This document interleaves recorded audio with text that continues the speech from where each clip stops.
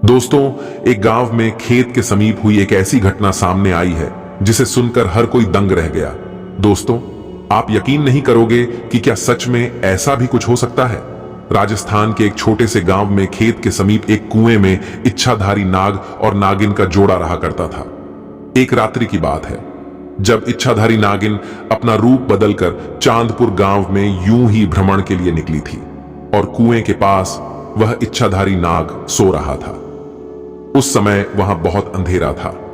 राजेश और रवि नाम के दो किसान अपने खेत का सारा काम निपटाकर उस कुएं के पास से गुजर रहे थे। ऐसे में अंधेरे में भूलवश राजेश का एक पैर इच्छाधारी नाग के फन पर चला गया। इसके बाद जैसे ही इच्छाधारी सांप ने राजेश को काटना चाहा, पीछे से रवि ने देख लिया और अपनी कुल्हाड़ी से उसने उस इच्छाधारी नाग की हत्या कर दी।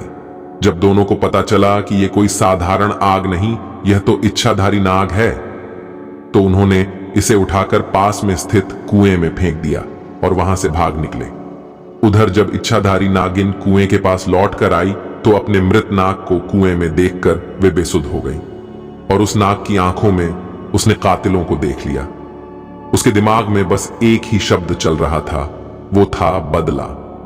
उसने उस समय प्रण लिया कि जिसने भी मेरे नाग की हत्या की है, मैं उन दोनों इंसानों को इस कुएं के अंदर ही मारूंगी। ऐसे में उसने बहुत सालों तक उसी कुएं में रहकर अपनी नाग के कातिलों का इंतजार किया, परंतु राजेश और रवि ने उस घटना के बाद उस स्थान से निकलना ही बंद कर दिया। परंतु इच्छाधारी नागिन अपनी नाग की हत्या का बदला लेने के लिए बहुत ही ज्यादा तड़प रही थी। उसके सब्र का बांध टूट चुका था और उसने निश्चय किया कि अब मैं गांव में जाकर उन दोनों हत्यारों से बदला लूंगी। उसने बहुत ही सुंदर कन्या का भेष धारण किया और चांदपुर गांव में पहुंची। पूरे गांव में उसने नाग की आंखों में देखे कातिलों को ढूंढना चाहा, पर वे कहीं नहीं मिले। परंतु रात्रि के समय राजेश और रवि पुनः खेत में काम करके वापस लौट रहे थे। तभी उनकी इच्छाधारी नागिन पर नजर पड़ गई। उस समय उसने बहुत ही सुंदर कन्या का रूप धारण कर रखा था और वह अपनी सुंदरता से राजेश और रवि को लुभाने लगी। वे दोनों उसकी सुंदरता पर मोहित हो चुके थे। ऐसे में उस लड़की ने कहा, आओ मैं तुम्हें स्वर्ग की सैर कराती हूं। वे दोनों बेसुध हो गए और उसके पीछे पीछे जाने लगे। उस लड़की की सुंदरता में इतने मोहित हो चुके थे कि उन्हें समझ में नहीं आ रहा था कि वे दोनों उस स्थान पर जा रहे हैं जहां पर उन दोनों ने नाग की हत्या की थी। अब वे इच्छाधारी नागिन दोनों को लेकर उसे कुएं के पास आ गई और अपना भयंकर और विशाल रूप इन दोनों को दिखाया, जिसे देखकर दोनों के पसीने छूट गए और डर के मारे कांपने लगे। इच्छाधारी नागिन ने उन्हें अपना पक्ष रखने का मौका भी नहीं दिया कि भूलवश उनसे नाग की हत्या हुई थी और नागिन उन्हें 10-10 कर दोनों को मारकर अपने नाग का बदला लिया।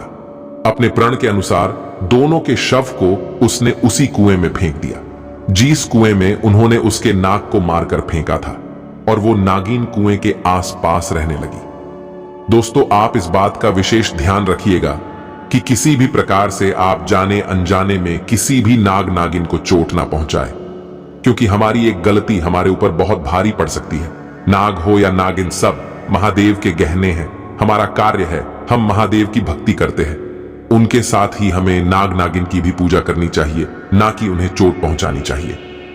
साथ ही इस घटना को लेकर आपकी क्या राय है, हमने कमेंट बॉक्स में जरूर बताइएगा। अगर आपको ये वीडियो पसंद आया तो वीडियो को लाइक करें, कमेंट करें और इस वीडियो को ज्यादा से ज्यादा शेयर करें। धन्यवाद।